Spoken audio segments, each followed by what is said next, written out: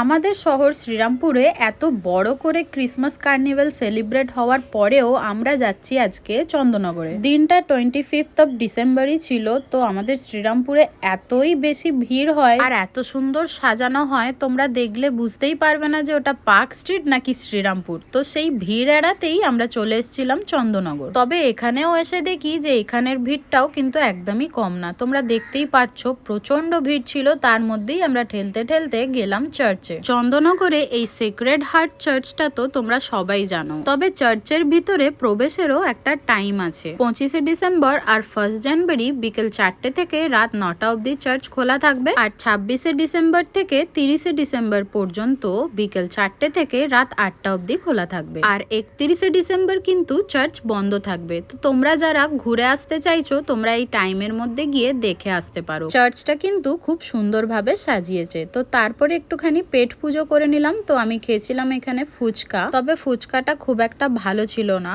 আর আমাদের শ্রীরামপুরটা কিন্তু অবশ্যই ঘুরবো, তবে দুদিন বাদে, তো ভিড়টা যাতে একটু কমে যায় তখন। তারপরে খেয়েছিলাম একটু কুরকুরে আর একটা নলেন গুড়ের আইসক্রিম। বাড়ি এসে দেখলাম একটা চিকেনের নতুন আইটেম মা রান্না করে রেখেছে, আর এখানে রাইসটা একদম সিম্পল ওয়েতে করে নিলাম। মা ভাতটা করেই রেখেছিল, আর চিকেনের মধ্যে একটু ক্যাপসিকাম আর পেঁয়াজ ভেজে আর একটু ধনেপাতা দিয়ে গরম করে নিয়েছিলাম। তারপর সবাই একসাথে ডিনার করতে বসে পড়লাম, আর এইভাবেই আমার 25th অফ ডিসেম্বরের দিনটা কাটালাম।